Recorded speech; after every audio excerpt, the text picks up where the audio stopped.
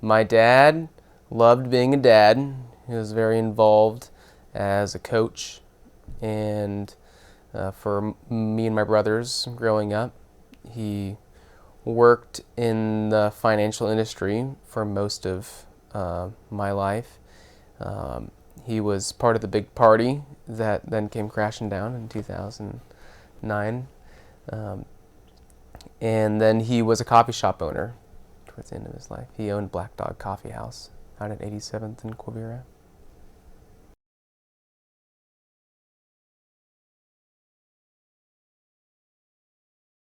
At the time, I was a graduate student and I was doing research on how diet influences breast cancer risk. And I had um, finished 2 years of medical school prior to this, so I kind of had learned about diseases but didn't know about people. And then I got a call when I was working in the lab one night that my dad was sick, and I didn't know with what, and visited him and my mom and found out that he had cancer, that he had a big tumor at the top of his stomach, and that it had already spread to his liver. So when it's that advanced, I just looked up the prognosis. Very poor. About half of people survive past 6 months with his condition, and then we got in with the cancer center, and at our first appointment, I remember the oncologist saying that we can't cure this type of disease, but we can hopefully prolong his life with some chemotherapy. So my dad, said he's only 56, so let's try and prolong his life as much as we can. So we went down that road, and he had some issues with the treatments, and while he was doing this, I was kind of trying to do my own reading and research on how else we could maybe work a miracle and cure him. But I didn't quite realize that trying to get my dad to eat a bunch of fruits and vegetables to cure his illness was not compatible with his goal of just eating enough to have energy and walk around. And so it took me a while, but I eventually realized that my dad didn't need me as his doctor. He already had an amazing doctor, and that he really just needed me as his son. And once I came to that realization, our relationship wasn't as strained, and we really got to enjoy our remaining time together. So over time, we stopped the chemotherapy and just kind of enjoyed the strength that he had gained, and got to go on some wonderful family vacations, to like a wedding to San Diego, and a group with our friends to Colorado. And as we went along, it became increasingly clear that his goal was to stick around long enough for 3 major life events as a dad.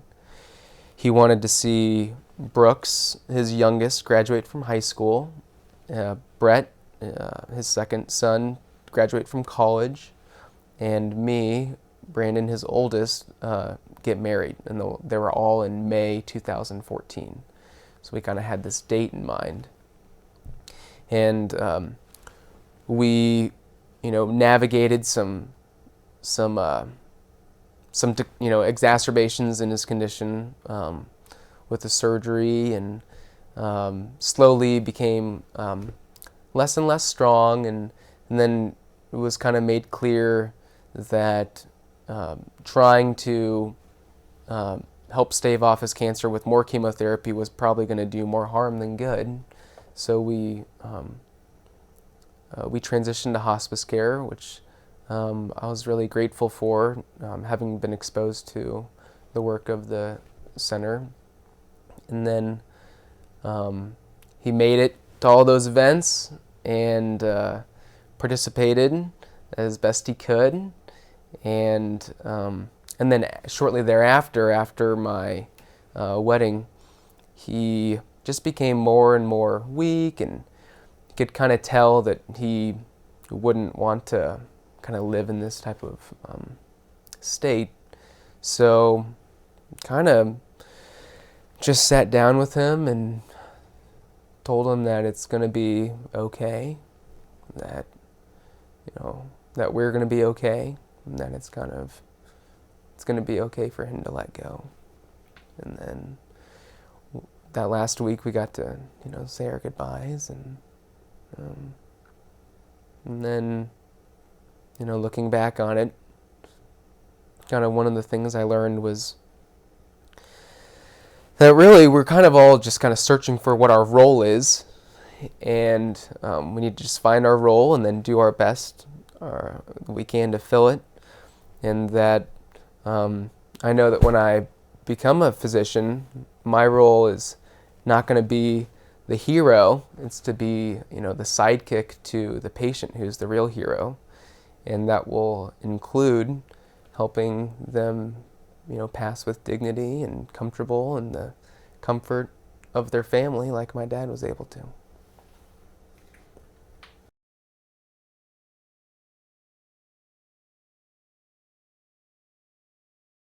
We never talked about what we would do in the case of a terminal illness. My dad did go down and visit his parents when they were ill every weekend, driving down to Wichita. So maybe just kind of showing what he would want to have done that way. He didn't really articulate what he wanted, but from his behavior and the way he kind of didn't talk about his illness, it was clear that he really just wanted our lives back and wanted just the normalcy that we had had. And so we just kind of supported him and didn't really talk about it that much, and did maybe a little bit of pretending that things were okay. That seemed to be what he wanted.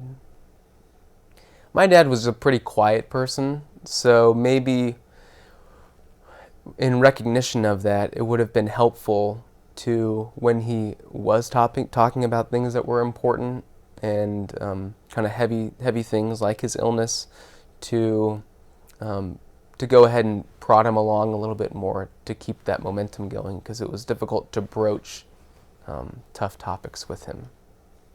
He maintained the capacity to make decisions on his behalf throughout his entire illness. He at one point developed the inability to talk because of metastasis to that part of his brain, but he trusted his doctor, and he trusted my opinion as someone who knew a little bit more about the nitty-gritty, and it was never. We were fortunate to not have to make decisions on his behalf. It was clear to us that my dad didn't want extraordinary measures to maintain his body being alive if he wasn't functional. It was clear that he didn't want to be a burden to us. So that kind of all played into us trying to live our lives as normally as possible. He didn't want to be doing, hopeless measures. Like I said, he didn't want to be a burden on the family. And I had the understanding from my experiences with the center that people who have a terminal illness, they really shouldn't be passing away in the hospital. They really shouldn't be passing away in the ICU. And that's kind of a failure of planning, for this type of condition. So that was part of my goal, to keep him out of the ICU, at least from dying in there.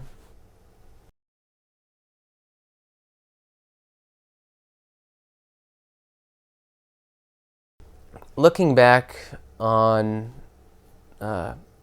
on his goals of trying to make it to these important life events, it really kind of just solidified his what he saw as his most important role in life was as a dad. And without knowing how long he had to live, it was important to kind of have a goalpost to work towards. And that kind of helped everyone, including his doctor, kind of rally around this this goal together. And seeing as how he, outlasted the average, and how quickly he passed away after kind of letting go, it illustrates to me how much like the will to live helps people persist in hard circumstances.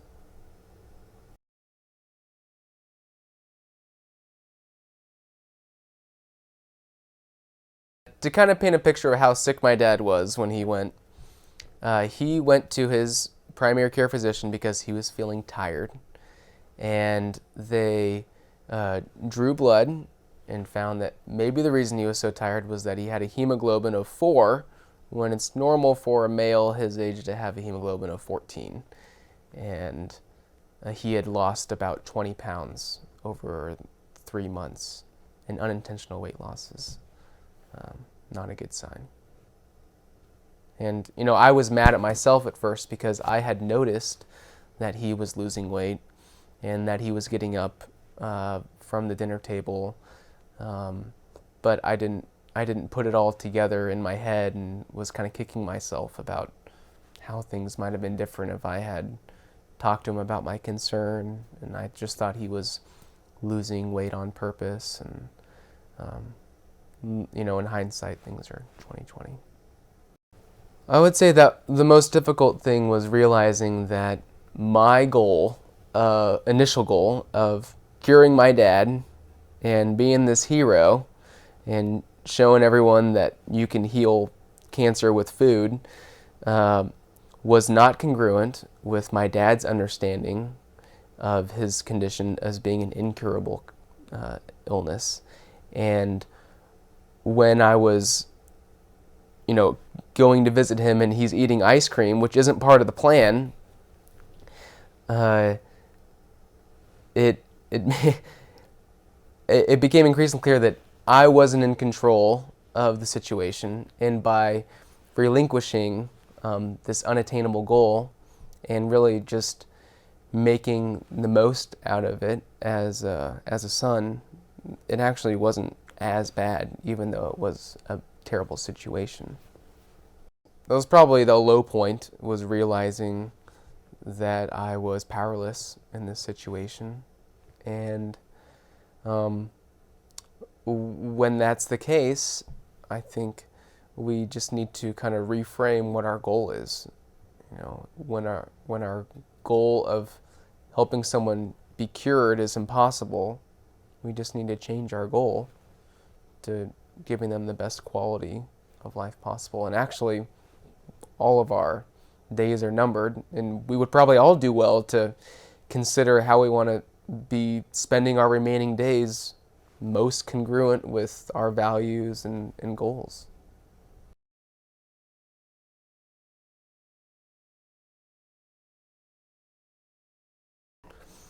I do find some silver linings in it, in this family experience.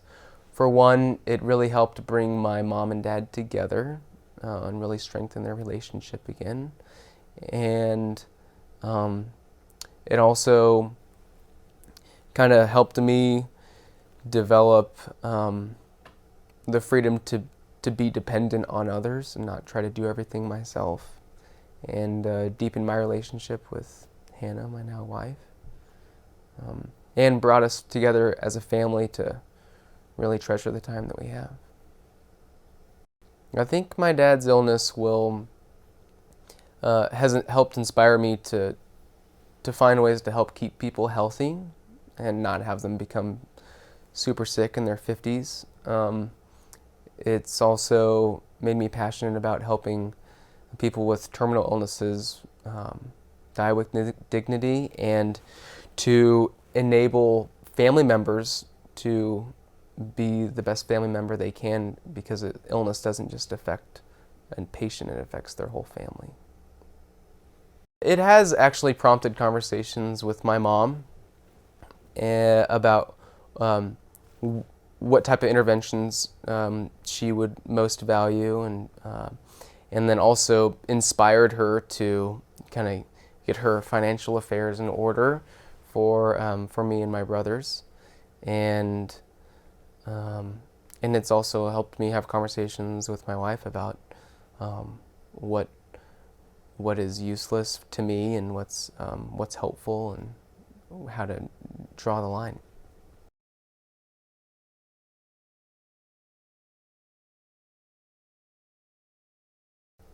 I think it's really important to have these conversations, and it's especially valuable before people fall ill.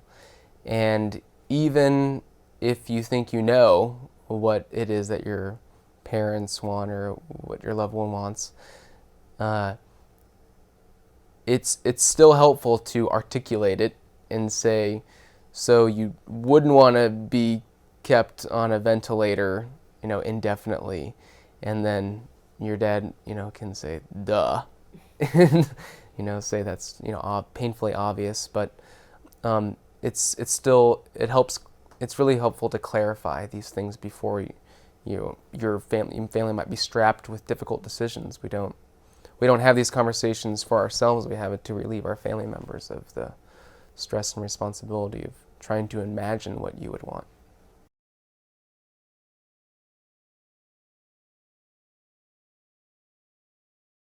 I gave a presentation at KU Med called Intellectualizing My Dad's Cancer, and about how I initially tried to understand it in a very cognitive way, and that my goal was eventually to take a bad situation and grow from it and make something better, which is the process of sublimation. And it was kind of relaying my experience as a medical student, as a graduate student studying cancer, seeing my dad become, terminally ill, and then navigating, what my role should be in that, as a family member rather than as a healer.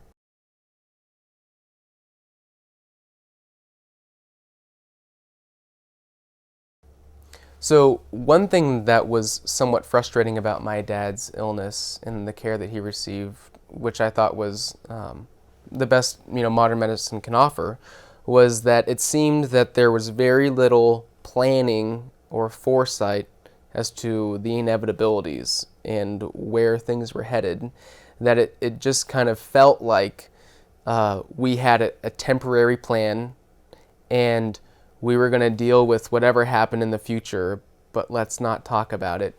And so it felt like we were just kind of lurching from one acute problem to another, rather than kind of giving, an idea of what this type of illness looks like, what people eventually pass from. Because my dad literally said he doesn't have any horizon, doesn't have any idea of how much time he has left. And my mom, would be sleeping next to him and wonder if he's gonna stop breathing in the middle of the night, when that's not how people pass away from cancer, where they're talking during the day and then they, don't wake up, sort of thing.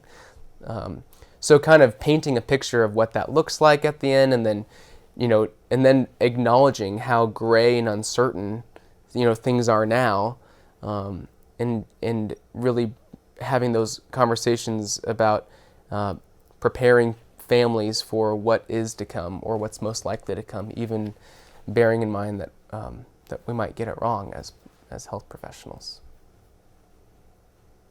And one other thing was that I felt like there was this clear dichotomy between standard medical care and palliative care, when really that's a false dichotomy, where the goal of all medicine is to help people live the way they want to live, including how they want to die.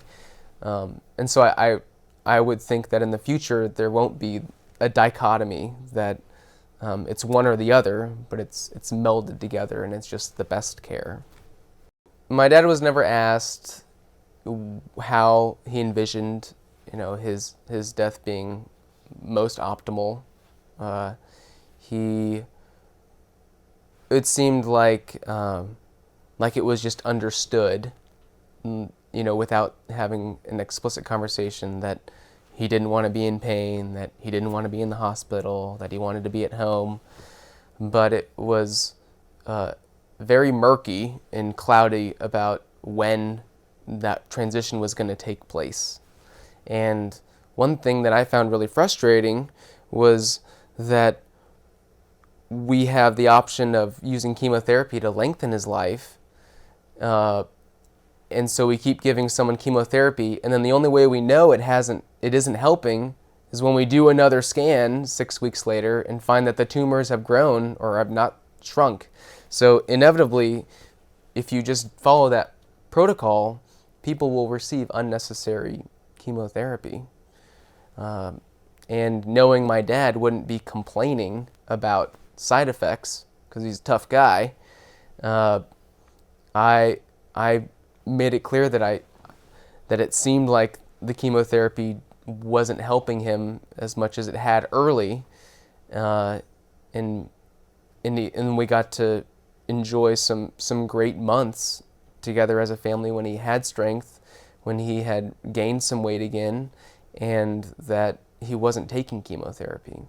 And when imagining, with a research background, being offered a clinical trial and imagining him as like one data point of survival, I could see that he saw that as a means to not necessarily lengthen his life, but to maybe help other people by providing useful information.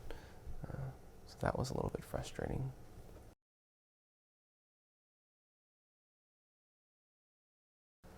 Well, I will admit that I was pretty distracted and swept up in things leading up to the wedding, and then, looking back at the pictures and just seeing how tired, my dad looked and how thin he was at the time, and then, and what became clear that he was nearing the end was that he was just no longer able to, conceal how tired he was, or that he wasn't able to keep food and water down. And when he couldn't hide, his discomfort, then it was clear that we were getting near the end, and that was when we had that important pivotal conversation.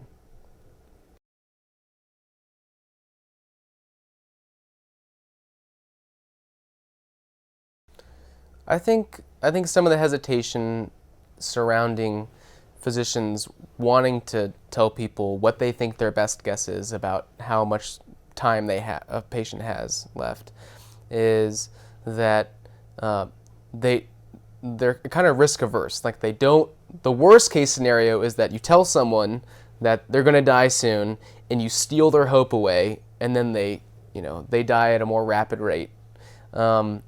No one also wants to be wrong, and giving your prediction for something about a date is terribly difficult. I mean, you have the most likely day that a baby is born is their due date, yet only 4% of babies are born on their due date, so 96% of the time you're wrong.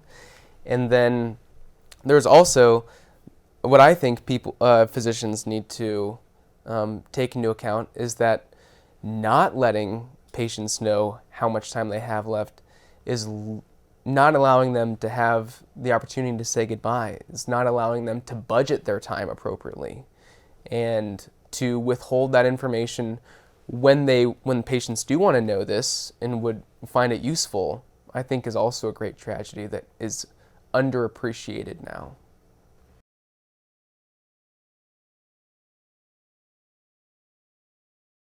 I was really lucky to have been exposed to the work of the center, participating in their seminars and attending their events, and coming to see that it's okay to be, as a student, be critical of the way things are, and to envision that things could be better, especially when it comes to caring for people with terminal illnesses, and that helped me know that that I can serve my family best if I can be an advocate for the best care possible in a bad situation, and that if you don't stand up for what's important, if you don't really ask your doctor tough questions about where things are going, or what's bound to happen, or if they actually think this chemotherapy is going to help lengthen someone's life,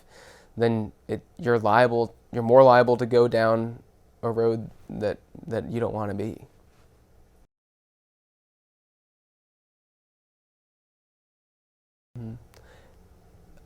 I would say that it's really important to trust your doctor and your healthcare, providers, and that part of your responsibility as a patient is to really push them and ask them the really tough questions, and to wonder, what is it that we're working towards, and make sure everyone's on the same page, both your family and your healthcare provider, about where have an understanding of where things are going, and what we're actually working with whatever treatment we're pursuing or not pursuing, and then honoring the patient's goals, and not trying to impart your own values as a family member on the patient, or as a healthcare provider onto the patient.